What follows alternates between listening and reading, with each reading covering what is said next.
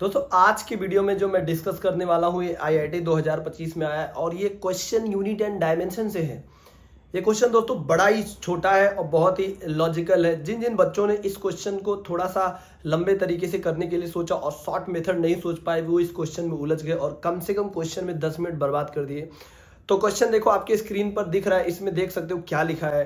पहले दूसरे लाइन में इन्होंने क्लियर किया है कि यहाँ पे जो S है वो वोल्टेज पर यूनिट टेम्परेचर है और जो सिग्मा है this is the electrical conductivity और जो K है this is the known as thermal conductivity. तो Z जो दिया है ये कितना दिया है S square into sigma by K। तो हमें Z का डायमेंशन फार्मूला निकालना है। तो देखो क्वेश्चन में जो गिवन है वो गिवन है यहाँ पे Z जो है ना, Z यहाँ पे गिवन है S स्क्वायर और यहाँ पे सिग्मा डिवाइडेड बाई यहाँ पे इलेक्ट्रिकल कंडक्टिविटी K है। इसका हमें डायमेंशन फार्मूला निकालना है। तो बड़ा आसान है। देखो S क्या है, वोल्टेज पर यूनिट टेम्परेचर। जैसे मैं सोच रहा हूँ वैसे सोचोगे तो प्रॉब्लम बड़ा आसान हो जाएगा। जो S है A है वोल्टेज पर यूनिट टेम्परेचर, बात बिल्कुल सही है। और जो इलेक्ट्रिकल कंडक्टिविटी होता क्या है, देखो हम जानते हैं जो रजिस्टर होता है ए होता है रो एल बाई ए, लेकिन ये जो रो है रो होता है 1 बाई इलेक्ट्रिकल कंडक्टिविटी, यानी कि इसको हम लिख सकते हैं 1 बाई इलेक्ट्रिकल कंडक्टिविटी इंटू ए। इसका मतलब यहां से इसको इधर भेज दोगे, सिग्मा इधर ला दोगे तो सिग्मा आपका मिल जाएगा L बाई आर इंटू ए। बिल्कुल सही है। लेकिन अगर हम इस थर्मल कंडक्टिविटी K की बात करेंगे तो देखो हम हीट ट्रांसफर में जानते हैं जो dq बाई dt होता है रेट ऑफ हीट फ्लो, ये होता है K into A divided by L और इंटू टेम्परेचर डिफरेंस बराबर। लेकिन dq बाई dt क्या है, dq बाई dt बेटा पावर है, तो यहाँ पे हम पावर लिख देंगे Ka बाई L और इंटू डेल थीटा। तो डेल थीटा को भी हम थीटा लिख सकते हैं और यहाँ से हम K की वैल्यू निकाल लेंगे तो हमें मिलेगा power into L divided by A और इंटू थीटा मिल जाएगा। अब इस जो हमने K निकाला है और यहाँ पे जो हमने सिग्मा निकाला, इन दोनों की वैल्यू यहाँ फिल कर देते हैं। जैसे ही फिल करेंगे S स्क्वायर फिल करेंगे तो हमें मिलेगा V स्क्वायर बाई थीटा और सिग्मा जैसे ही फिल करेंगे हमें क्या मिलने वाला है, यहाँ से सिग्मा देखो सिग्मा मिलने वाला L बाई आर इंटू ए। और जैसे ही हम यहाँ पर ये फिल करेंगे K की वैल्यू तो ये मिलेगा हमें पावर और L by A into theta और ये थीटा स्क्वायर है। तो देखो यहाँ से L L कैंसिल हो गया, एरिया से एरिया कैंसिल हो गया, एक थीटा से एक थीटा कैंसिल हो गया।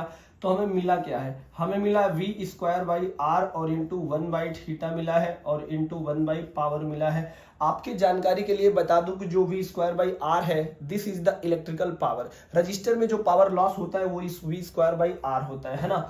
तो यहाँ से मैं थोड़ा सा इसको रफ करना चाहता हूँ। यहाँ से जब हम और आगे जाएंगे तो हमें power by theta into 1 by power मिल गया, तो पावर पावर कट गया यानी 1 बाई थीटा मिल गया है। और 1 बाई थीटा का डायमेंशन फार्मूला आता है K पावर यूनिवर्स। तो देख सकते हो आपका कौन सा ऑप्शन करेक्ट गया है। ओके, तो क्वेश्चन में आपको दिखा रहा था ऑप्शन नंबर आपका बी जो है करेक्ट आ रहा, जो बहुत ही इजी है। जिस बच्चे ये अप्रोच करेंगे उनको प्रॉब्लम मुश्किल से 30 सेकंड में या 1 मिनट में आ जाएगा। लेकिन जो बच्चे यहाँ पे दिक्कत करेंगे, यानी अगर वो यहाँ पे वोल्टेज का डायमेंशन फार्मूला रखने चलेंगे या फिर यहाँ पर सिग्मा का डायमेंशन फार्मूला रखेंगे और इलेक्ट्रिकल कंडक्टिविटी का थर्मल कंडक्टिविटी का जो है डायमेंशन फार्मूला रखेंगे, तो अगर उनको याद होगा तो फटाफट सीधे रख के निकाल सकते हैं। लेकिन अगर याद नहीं है तो इसे कैलकुलेट करने में बहुत ज्यादा टाइम लग जाएगा और जैसे ही टाइम लगेगा वैसे ही उसमें उलझते जाएंगे, कॉन्फिडेंस लेवल लूज होता जाएगा। जैसे जैसे कॉन्फिडेंस लेवल लूज हो जाएगा वैसे वैसे उनका पेपर एकदम खराब हो जाएगा। तो जब भी आपको डायमेंशन फार्मूला निकालना है तो सबसे इजीएस्ट मेथड सोचो। सबसे इजीएस्ट मेथड कैसे हम यहाँ पे कर सकते थे, जो हमने एक लाइन में 1 मिनट में आपको करके दिखाया है। तो जेई वाले जेई मेंस वाले क्या करते हैं, जेई एडवांस के क्वेश्चंस को एडिट करके बहुत सारे क्वेश्चन बना करके पूछते हैं और कई बार ऐसा भी होता है जेई एडवांस अपने ही क्वेश्चन को एडिट करके फिर से नेक्स्ट ईयर या उसके और आगे वाले सालों में पूछता है। तो यहाँ पे हम देख लेते हैं, अगर मान लो जेई मेंस जेई एडवांस या फिर कभी नीट इसमें पूछता है कि इस क्वेश्चन के बेस पे मुझे बताओ सिग्मा का डायमेंशन फार्मूला कितना है। तो सिग्मा हमने बताया था आपको, सिग्मा हमारा बेसिकली होता क्या है, सिग्मा है इलेक्ट्रिकल कंडक्टिविटी। अभी थोड़ी देर पहले हमने देखा तो ये बाई आर ए आया था, लेकिन प्रॉब्लम ये है आर क्या है। तो देखो आर हम जानते हैं, जो आर होता है ये voltage difference divided by current होता है ओम के नियम से। इसको जैसे यहाँ फिल करेंगे तो आएगा L बाई ए आएगा वोल्टेज डिफरेंस इंटू करंट। लेकिन अगर हम वोल्टेज डिफरेंस देखेंगे तो वोल्टेज डिफरेंस क्या होता है, वोल्टेज डिफरेंस होता है वो चार्ज इंटू वर्क डन होता है। तो यहाँ पे फिल कर देंगे L by I divided by A into Q Q into work done, ये वर्क डन बाई चार्ज होता है, ठीक ना। तो ये चार्ज कहाँ चला जाएगा, ऊपर। अब इसमें सारा डेटा फिल कर दो। देखो एल का डायमेंशन फार्मूला एल हो गया, करंट का डायमेंशन फार्मूला ए हो गया, चार्ज का डायमेंशन फार्मूला एटी हो गया है, और यहाँ पे ए का डायमेंशन फार्मूला चूंकि एरिया है तो बन जाएगा एल स्क्वायर, और डब्ल्यू का dimension formula M L square T पे पावर -2। अगर इस हिसाब से सेटअप कर दोगे तो आपको देखो एक लाइन में m पे पावर -1 हो गया, और यहाँ पे l है और यहाँ पे l स्क्वायर है, यहाँ पे भी l स्क्वायर है, तो ऊपर जाएगा तो l पे पावर -3 आ गया। अगर हम एक t की बात करेंगे तो यहाँ पे t पे पावर -2 है, यहाँ t है तो आ जाएगा t पे पावर 3, और अगर हम बात करेंगे a का तो a यहाँ a है तो ये आ गया आपका a स्क्वायर। तो ये डायमेंशन फार्मूला निकल के आ गया इलेक्ट्रिकल कंडक्टिविटी, जो सबसे इजीएस्ट मेथड से मैंने आपको निकाल के दिखाया है।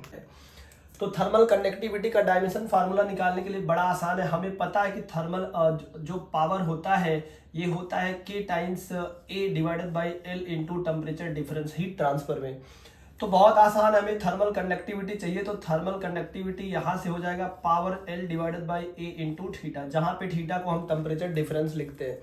तो बस इसके डायमेंशन फार्मूला लिख दो। पावर अगर पता नहीं है तो आप इसे वर्क डन बाई टाइम लिख सकते हो, वर्क डन बाई टाइम और इनटू लेंथ हो जाएगा डिवाइडेड बाई एरिया हो जाएगा।